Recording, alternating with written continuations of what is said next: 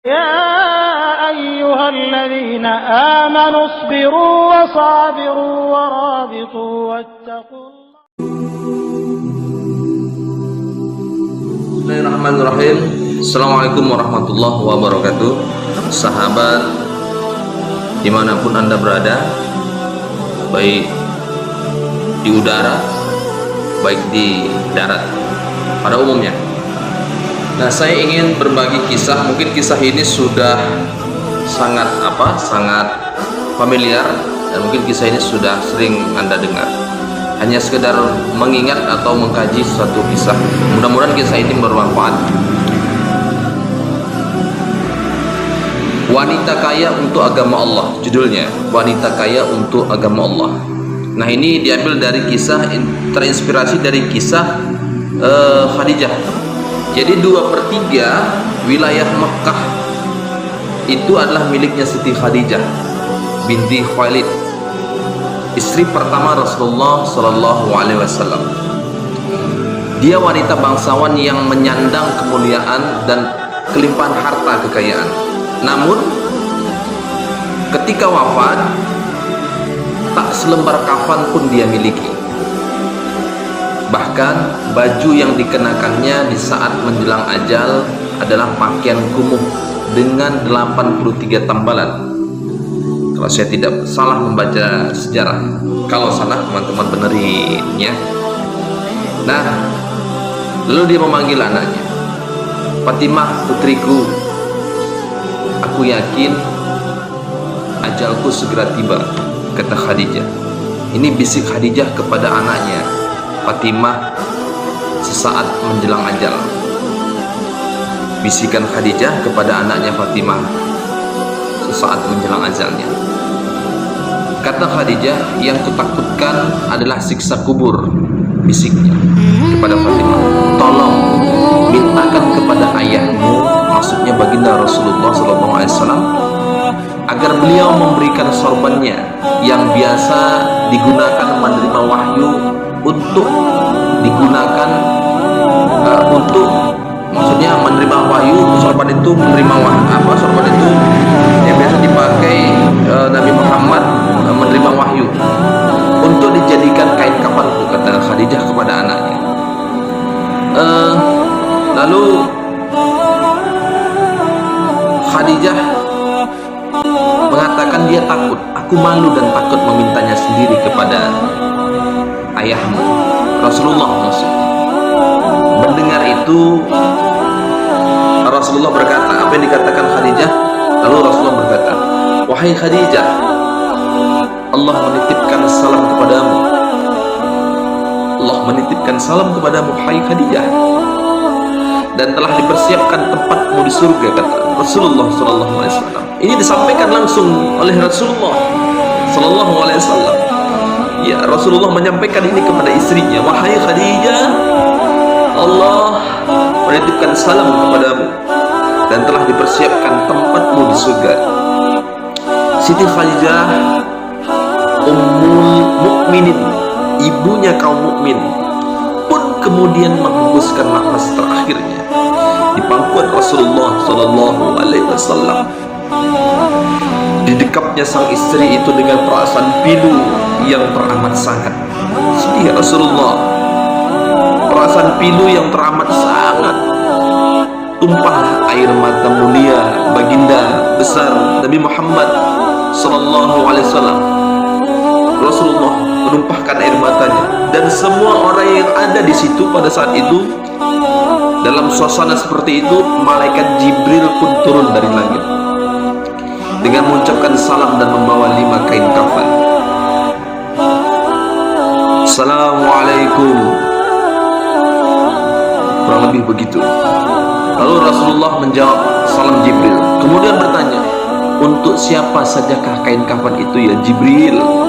Rasulullah bertanya kepada malaikat Jibril, "Kafan ini," lalu Jibril menjawab, "Kafan ini untuk Khadijah, untuk engkau ya Rasulullah, untuk Fatimah, Ali dan Hasan." Itu jawaban Jibril. Jawab Jibril yang tiba-tiba berhenti berkata, kemudian menangis. Rasulullah bertanya, Kenapa ya Jibril? Cucumu yang satu Husain tidak memiliki kafan. Dia akan dibantai tergeletak tanpa kafan dan tak dimandikan. Itu jawaban Jibril kepada Rasulullah SAW ketika Jibril menyampaikan ini kepada Rasulullah. Lalu Rasulullah berkata di dekat jasad Khadijah, "Wahai Khadijah, istriku sayang, demi Allah, aku tak akan pernah mendapatkan istri sepertimu. Pengabdianmu kepada Islam dan diriku sungguh luar biasa. Allah Maha mengetahui semua amalanmu, semua hartamu, semua kau hibahkan untuk Islam. Kaum muslimin pun ikut menikmatinya. Semua pakaian kaum muslimin dan pakaianku ini juga darimu. Namun begitu, mengapa permohonan terakhirmu kepadaku hanya selembar sorban, wahai Khadijah, istriku yang tersayang?" Lalu Rasulullah SAW terseduh mengenang istrinya semasa hidup. Khadijah, ya Khadijah, dikisahkan suatu hari ketika Rasulullah pulang dari berdakwah, beliau masuk ke dalam rumah Khadijah. Masuk ke dalam rumah, Khadijah menyambut dan hendak berdiri di depan pintu. Kemudian Rasulullah bersabda, "Wahai Khadijah, tetaplah kamu di tempatmu." Ketika itu Khadijah sedang menyusui Fatimah, yang masih saat itu seluruh kekayaan mereka telah habis untuk agama Allah. Seringkali makanan pun tak punya. Mungkin sampai sehingga ketika Fatimah menyusu, bukan air susu yang keluar, akan tetapi darah. Darahlah yang masuk dalam mulut Fatimah radhiyallahu anha. Darah. Nah, pertanyaannya, masih maukah kita untuk menahan harta kita untuk disalurkan di jalan Allah? Kita lanjut ke dalam kisah. Ingat, ketika itu Khadijah sedang menyusun Fatimah yang masih bayi. Saat itu seluruh kekayaan mereka telah habis. Seringkali makanan pun tak punya. Sehingga ketika Fatimah menyusui, bukan air susu yang keluar, akan tetapi darah. Darahlah yang masuk ke dalam mulut Fatimah radhiyallahu anha. Kemudian Rasulullah mengambil Fatimah dari gendongan istrinya dan diletakkan di tempat tidur Rasulullah yang lelah sepulang berdakwah dan menghadapi segala caci maki serta fitnah manusia itu, lalu berbaring di pangkuan Khadijah hingga tertidur. Ini Rasulullah lagi mengenang. Ketika itu Khadijah membelai kepala Rasulullah. Langsung ketika itulah Khadijah membelai kepala Rasulullah dengan penuh kelembutan, dengan penuh rasa kasih sayang kepada baginda Muhammad sallallahu alaihi wasallam. Kepada Rasulullah, tak terasa air mata Khadijah menetes di pipinya Rasulullah hingga membuat beliau terjaga. "Wahai Khadijah," kata Rasulullah kepada istrinya, "Wahai Khadijah, mengapa engkau menangis?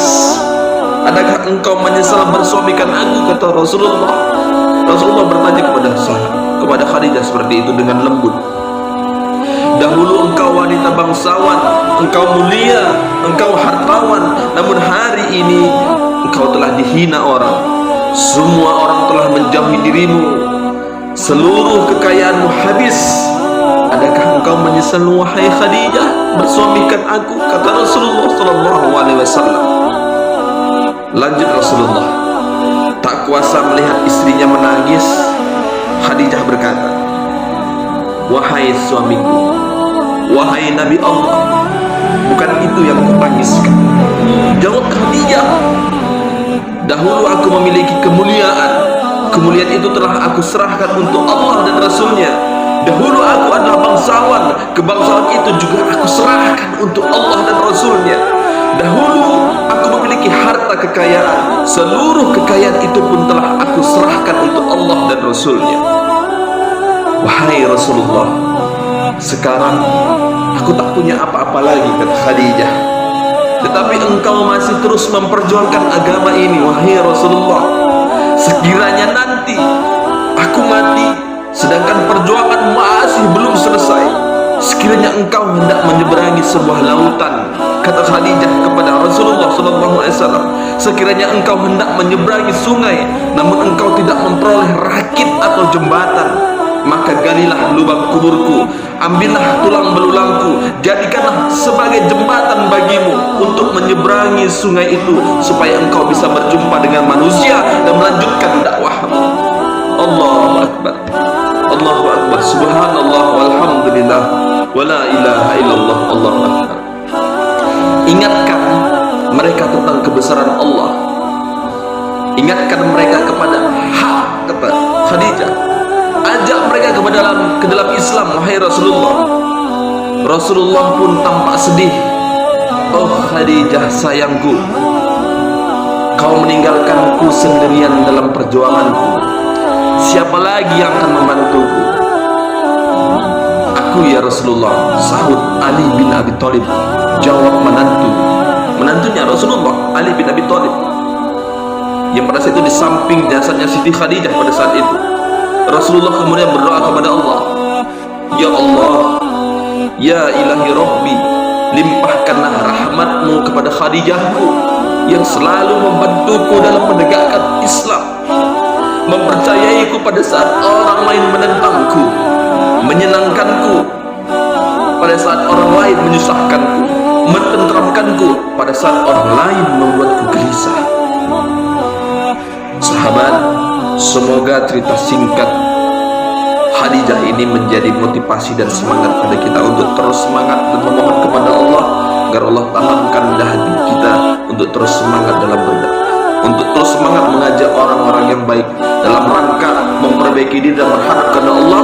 Semoga kita Allah bimbing dan Allah tuntun untuk menuju jalannya, untuk mengharapkan ridhonya dan memantaskan diri kita karena Allah untuk menduduki atau menempati surganya. Amin amin ya rabbal alamin. Saya Abu Fadilah, semoga bermanfaat. Assalamualaikum